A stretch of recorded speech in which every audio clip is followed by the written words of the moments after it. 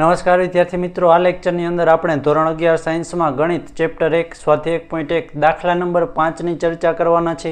તો દાખલા 5માં આપણને આપેલું છે કે નીચેના ગણોના બધા જ ઘટકો જે છે લખવાના છે તમારે। તો અહીંયા આપણને ગુણધર્મની રીતે જે છે એ પ્રશ્ન આપેલા છે, આપણે એના ઘટકો લખી અને યાદીની રીતે જે છે એ આપણે બનાવવાના છે। તો પહેલું આપણને જે છે આપેલું છે કે એ બરાબર x કે જ્યાં x એ અયુગ્મ પ્રાકૃતિક સંખ્યા છે। અયુગ્મ એટલે કે એકી સંખ્યા છે, 1 3 5। તો આવી જે છે અયુગ્મ પ્રાકૃતિક સંખ્યા છે અને ક્યાંથી ક્યાં સુધી છે એવું આપણને કીધેલું નથી, તો અનંત સુધી જે છે એ જાય, એટલા માટે એ જે છે એ થશે 1 3 5 7 એન્ડ સો ઓન, કે અનંત સુધી જે છે ગણ જાતો હોય।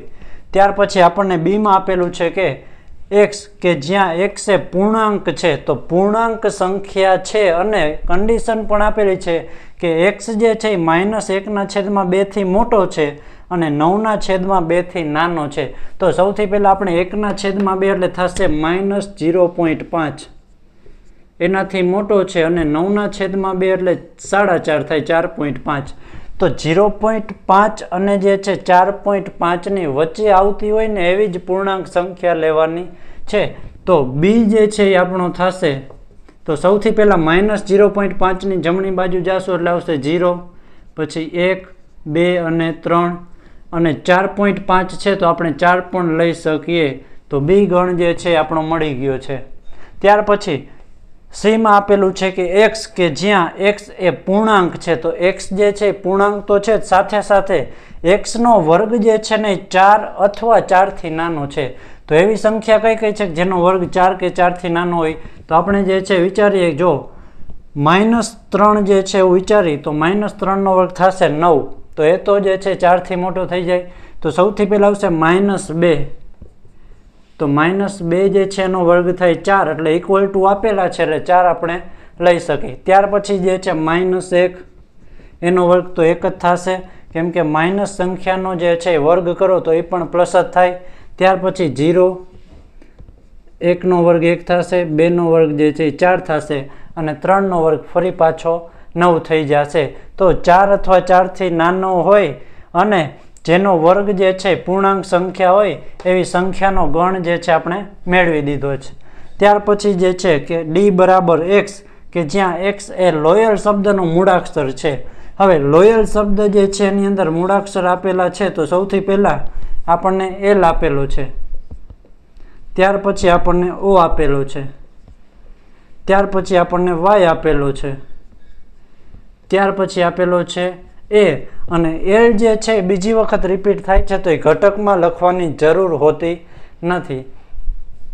ત્યાર પછી આપણને E આપેલું છે કે x કે જ્યાં x એ વર્ષનો 31 દિવસનો ન હોય ને એવો મહિનો છે, તો એવો જ મહિનો લેવાનો છે જે 31 દિવસનો હોય નહીં।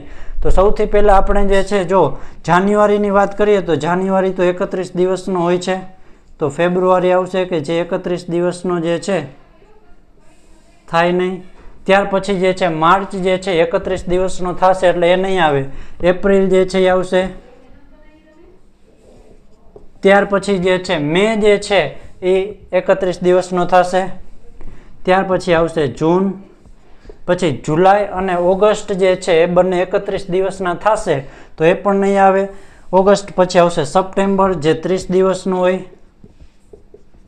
પછી ઓક્ટોબર 31 દિવસનો હોય તો એ નહીં આવે, અને નવેમ્બર કે જે 31 દિવસનો છે નહીં, તો 31 દિવસનો મહિનો ન હોય એવું આપણે જે છે ઘટકો એના લખી દીધા છે। ત્યાર પછી આપણને આપેલું છે કે F માં x કે જ્યાં x એ અંગ્રેજી મૂળાક્ષરોની ક્રમાનુસાર યાદીમાં કે પહેલાનો વ્યંજન છે। કે પહેલાનો વ્યંજન એટલે શું, તો આપણે જે છે ક્રમાનુસાર યાદી લખીએ કે જે છે A B C D E F G H, પછી I, ત્યાર પછી આવશે J અને પછી આવશે K।